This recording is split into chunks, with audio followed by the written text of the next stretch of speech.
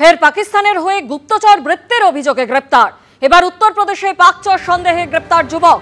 রামপুরের বাসিন্দা শাহজাদাকে গ্রেপ্তার করল উত্তরপ্রদেশ এসটিএফ। ভারত পাক সীমান্তে চোরাচালানের মাধ্যমে আইএসআই এর এজেন্টদের তথ্য পাচারের অভিযোগ শাহজাদের বিরুদ্ধে।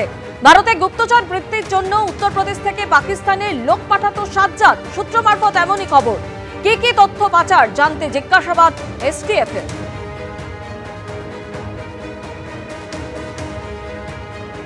যেমনটা আপনাদের জানাচ্ছিলাম, ফের পাকিস্তানের হয়ে গুপ্তচর বৃত্তির অভিযোগে গ্রেপ্তার। এবার উত্তরপ্রদেশে পাকচর সন্দেহে গ্রেপ্তার যুবক। রামপুরের বাসিন্দা শাহজাদকে গ্রেপ্তার করল উত্তরপ্রদেশ এসটিএফ। ভারত পাক সীমান্তে চোরাচালানের মাধ্যমে আইএসআই এজেন্টদের তথ্য পাচারের অভিযোগ শাহজাদের বিরুদ্ধে। ভারতে গুপ্তচর বৃত্তির জন্য উত্তরপ্রদেশ থেকে পাকিস্তানে লোক পাঠাতো সাজ্জাদ। সূত্র মারফত এমনই খবর। কি তথ্য পাচার জানতে জিজ্ঞাসাবাদ এসটিএফ এর।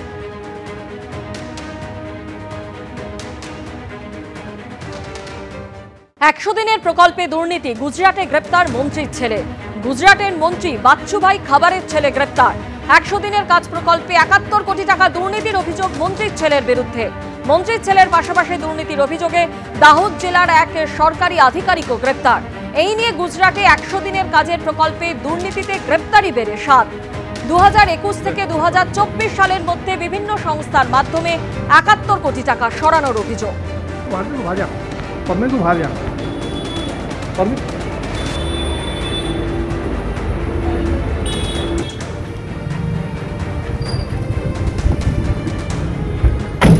বিকাশ ভবনের শিক্ষকদের উপর পুলিশের মার, রক্তাক্ত শিক্ষকরা, তারই প্রতিবাদে রাজ্য জুড়ে ছাত্র ধর্মঘটের ডাক দিয়েছে এআইডিএসও। আপনাদের আরও একবার জানিয়ে রাখি, বিকাশ ভবনের শিক্ষকদের উপর পুলিশি অত্যাচার, রক্তাক্ত শিক্ষক প্রতিবাদে কাল রাজ্য জুড়ে ছাত্র ধর্মঘটের ডাক এআইডিএসও। সকাল থেকে বিভিন্ন কলেজে পিকেটিং। আরও বিস্তারিত জানতে কথা বলবো আমাদের প্রতিনিধি কৃষ্ণেন্দু অধিকারীর সঙ্গে।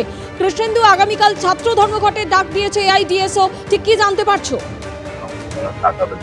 দেখো, আগামীকাল ছাত্র ধর্মঘটের ডাক দিয়েছে এসইউসিআই ছাত্র সংগঠন ডিএসও এবং বিকাশ ভবনে 15 তারিখ যে ঘটনা ঘটেছে সেখানে শিক্ষক শিক্ষিকারা যারা চাকরি হারিয়েছেন তাদের উপর পুলিশের যেভাবে নির্যাতন চলেছে এবং শিক্ষক শিক্ষিকা শিক্ষাকর্মীদের সেই ন্যায়সঙ্গত আন্দোলনের পাশে দাঁড়িয়ে এবং পুলিশি অত্যাচারের বিরোধিতায় এই ছাত্র ধর্মঘটের ডাক। এমনিতে তুমি জানো যে স্কুলে গরমের ছুটি পড়েছে, সেখানে স্কুল বন্ধ, কলেজ কিছু খোলা আছে এবং বিশ্ববিদ্যালয়গুলো খোলা আছে। মূলত ছাত্র ধর্মঘটে যেটা এআইডিএসওর তরফে জানানো হচ্ছে যে তারা বিভিন্ন গেটে, কলেজের বিভিন্ন গেটে, বিশ্ববিদ্যালয়ের গেটে তারা পিকেটিং করবেন সকাল থেকে।